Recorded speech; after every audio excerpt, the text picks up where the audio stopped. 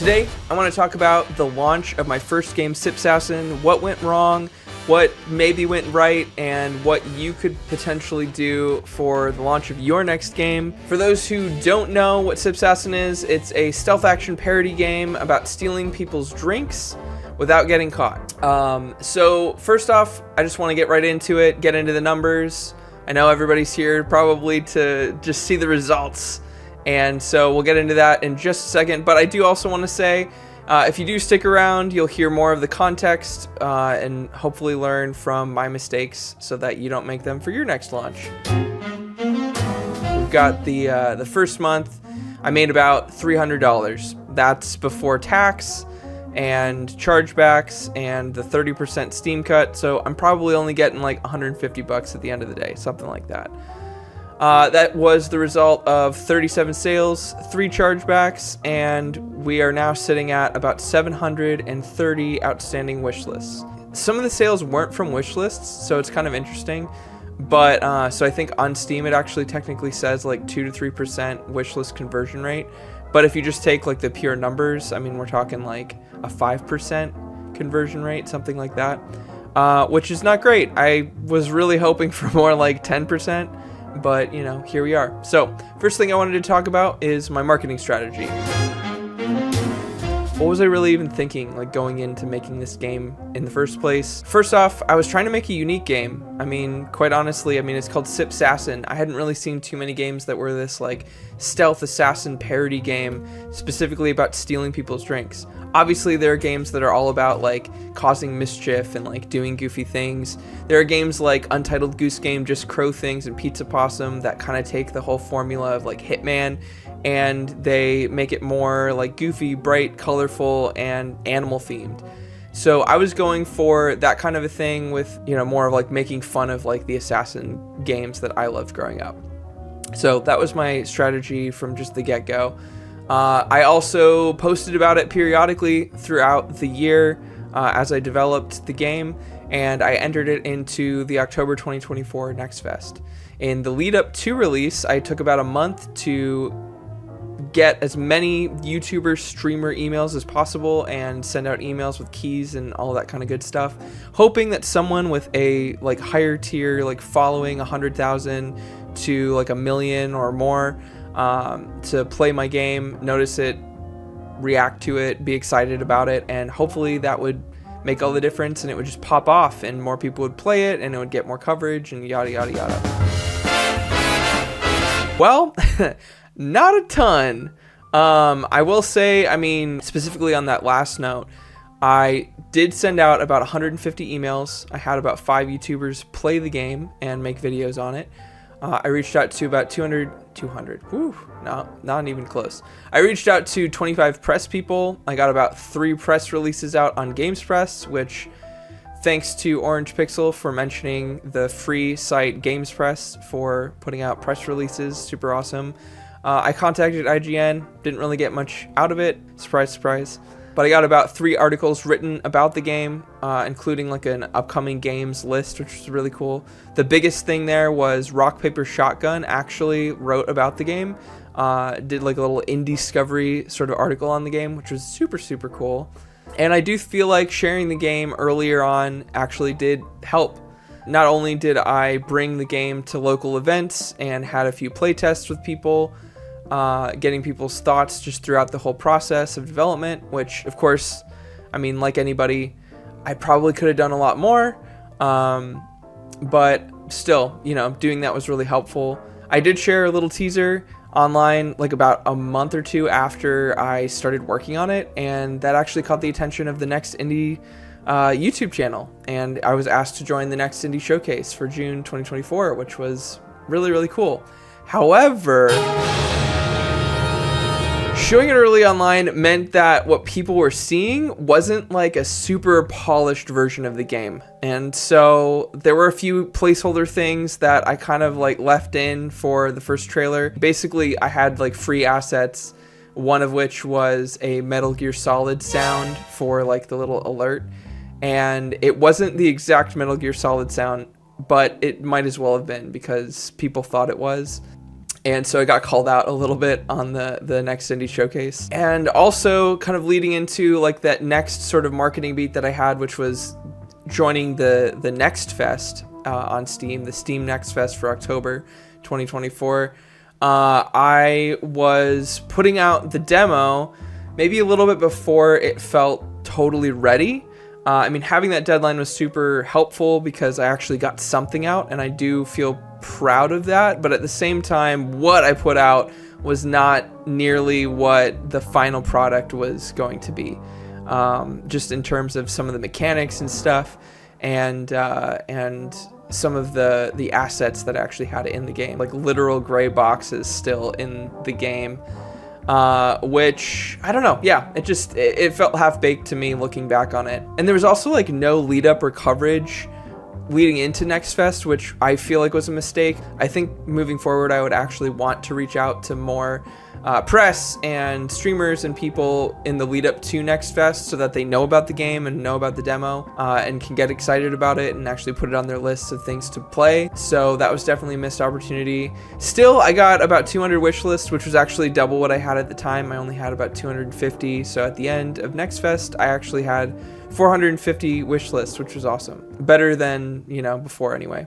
So then looking at launch day itself, I actually did send out a press release that day. I released a launch trailer. I posted a few times that day on X. I texted everybody I knew who might be interested in the game and asked them to buy and review the game if they could. And that actually might have backfired potentially. There was actually somebody who called out on social media about how it looked like maybe I just reviewed my own game. And that wasn't the case, but I mean, having friends and family that don't play Steam games very much review your game with only like one review on their profile was maybe not the best look, especially with like such like low numbers for how much they actually engaged with and played the game, because a lot of them had actually played the game before, and so they didn't really put a ton of time into it before reviewing it. So on that day, I think I only had about 650 wish lists, which is way far below what is typically recommended by most marketing gurus out there. I had heard of games, though, that had hit the store page and they actually did better than their wish lists would suggest. But that was probably because their genre was different and it hit more with people. I mean, any kind of like crafting, building, like simulator kind of type game is probably going to do better, even if it's like not super well known. So my game being a stealth action game, it didn't do super great. So it never hit new and trending. It never hit the front page. It was in like the new releases kind of tab hidden away if you were to sort like Steam by new, but nobody does that. So I decided, you know what? I want more feedback. I want to learn from this experience. So I did put my game up on Reddit. So I went on to r/destroymygame and r/destroymysteam page. And in general, people were actually fairly kind and constructive. Most of the notes on the Destroy My Steam page, for instance, were, hey, this actually looks like a decent Steam page. But they started asking questions about like, how did you market it? I mean, did it really like have the numbers before you launched? And I mean, the answer is kind of no. People also on Destroy My Game had some really good notes and things to say about my trailer. It seemed like the messaging in general on what my game was and what it was about could have been a lot clearer. They said that the trailer was too chaotic, too fast, and not super informative. And for me, I mean, coming from more of like a video editing background, I thought my trailer was pretty solid. And I thought that it communicated organically like what the game was ultimately about, but it seems like I could have included more like text and like short directives to tell you what the game was about and what you were supposed to accomplish through the game, to kind of like make the visuals make a little bit more sense, give more context to them. Another point that was brought up was that the game might have been a little too convoluted with all these different game modes and unlocks and things, and it's possible that the game could have been more straightforward. It could have just been about a down on his luck assassin who now is resorting to drinking people's drinks because he's just like had a bad go of it. And I could have made that way smaller, way tighter, maybe made it more stealth focused even, and I could have made it like a $3 to $5 game rather than the $10 game that I ended up making with all the different game modes and ways to play and all the characters to unlock and all of that kind of good stuff. The other thing is I might not have tagged the game right on Steam. Somebody pointed out that when they looked at the more like this underneath the game, that there were a bunch of 2D platformers with kind of a cartoony art style that were nothing like my game that were brought up. And so I did end up redoing some of the tags post-launch to see if like maybe I could kind of fix that, right the wrong there. And I got it to show more of like Hitman, Assassin's Creed, Ghost of Tsushima, games like that.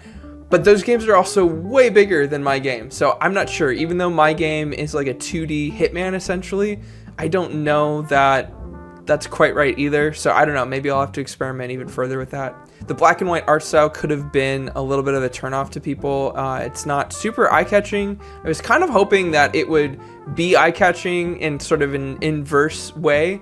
That, you know, all these games are super bright and flashy and colorful, and so then all of a sudden you come across this like grayscale, you know, black and white kind of game, and maybe that would sort of stand out. But yeah, I don't know. I mean, it also might not have been that great for fans of the stealth genre. So again, the market research there could have maybe been a little bit better. It also potentially could have been a little bit too expensive for people. I did look into kind of pricing the game around the like Untitled Goose Game, Pizza Possum sort of like metric, which is kind of a vast spectrum there, because you've got games like Untitled Goose Game that are $20, and then you've got Pizza Possum, which is $7. So I don't know, my game pricing at about $10, I felt like that was a fair price, especially considering the Steam sales that would go on. The final point is, I think maybe my marketing push was a little too late. I mean, a lot of people these days are actually upping their suggested count for how many wish lists you should have before launch. The kind of golden number that a lot of people, specifically like Chris Zukowski, has mentioned before is like 7,000, which obviously I was well below that. I was off by a factor of 10. But even then, I mean, now he's starting to say things like, yeah, 30,000, like you're probably pretty solid. I mean, he still says that 7,000 might be enough to kind of like get you somewhere, but yeah, I mean, things are definitely changing. You definitely need more people on board, I think, and especially with wish lists sort of being like a save for later, you know. The other thing is, it was recommended that, you know, I reach out to at least like 200 streamers. So I was like, all right, well, if I can at least get close in that ballpark, I'll try to hit that number. Obviously, I fell short even of that. But I've definitely heard now of people talking about 400 or even 1,000 streamers that you're going to want to reach out to, which I don't even know how you quite do that. I mean, that would take a long time, and that would take a lot to kind of to cultivate those emails and all of that. So here are a few key takeaways that I would say from all of that. I think one, I would want to get more feedback from people more often. Even just taking in the fact that sometimes I didn't get a ton of reaction from people, and sometimes no reaction is a reaction. So even learning from that and trying to move forward and see, you know, what people think specifically about like my art styles moving forward. The other thing is, I think just doing better market research, looking at kind of what other games are like my game, trying to price accordingly, looking at genre and actually trying to make a more marketable genre, just period, I think would also be a good thing. And then just realizing that everything takes a little bit longer than you might think. And I'm not even talking about just the game dev stuff, I'm talking about the marketing. Because there were times when some of my emails weren't responded to until like a couple weeks later, or videos that didn't come out until after launch. Not to mention, it takes a while for people to actually notice your game to begin with. They even say that when it comes to marketing, people need to see things at least like 3 to 5 times before they even think about purchasing something. It's really about that persistence and continuing to promote your game, even when it feels like you might be giving away too much or talking about it too often or something like that. It really does go to show that persistence is key. Now, when I say that, I'm not necessarily saying to continue to reach out to people like streamers and all of that. You don't want to hound people, especially if you're like me and you were trying to do kind of like a free marketing, you know, plan. where it was just you bootstrapping it and trying to reach out to these people. I have heard that it is good to follow up still with people, but of course you don't want to bug people and get on their bad side either. Also with that, I think better evaluating that feeling of like something not really being quite ready, like feeling kind of half-baked. Putting my game into Next Fest right before launch would have actually put it in a much better position than doing it when I did, which was a few months out from the actual launch.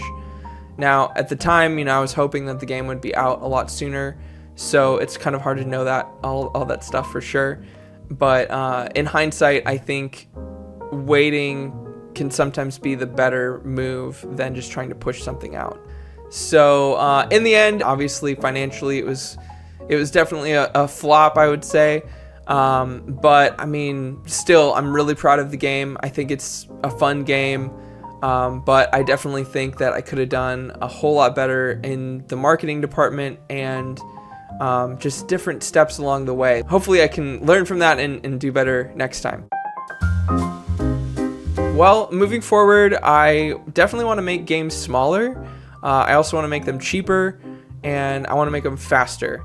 So I'm definitely stealing some inspiration from the phrase from Xavier Nelson Jr., who talks about making games better, faster, cheaper, and healthier. But I'm just kind of adding smaller to the mix, I guess, for me personally. I feel like the game that I just finished, Sipssassin, it was a little bit bigger than it needed to be, and I could have had maybe something out a lot faster if I had decided to scope it down even more and have the price point be half that of the price point that I was trying to hit. In this day and age, we've got a lot of games coming out, and a lot of these games are asking for more and more of our attention, especially these AAA games, these like live service kind of games and everything. They're giving us a chance as indies to really do the opposite, I feel like. And so if we can really take advantage of that point of making really small, really nice, short experiences and putting those out and making them cheap for people, and then someone can have something fun to play like on a weekend, and they don't feel like this burden of having to commit to something that they play for months and months and months on end. Not that there's anything wrong with playing games months on end, but for me, I think the move to something a little bit smaller that's a little bit less of a commitment and just a nice bite-sized experience is what I can do as a solo dev, maybe a bit better than a big company. I've been prototyping some stuff, and I might actually make a video on that process of prototyping my next couple projects that I'm looking at making. So stay tuned for that. Like, subscribe, all that kind of good stuff. Of course, if you can check out Sipssassin, it'll be on sale in the near future, so maybe even if you just wish list it now and wait for the next sale, or if you can afford to buy it full price, go for it. If you can leave a review for the game, it would be awesome to actually hit that 10 reviews, so it actually has that like hopefully positive or overwhelmingly positive or whatever take on the game next to the name of it and everything. That would be super amazing. But until next time, I really appreciate you guys, and I'll see you in the next one.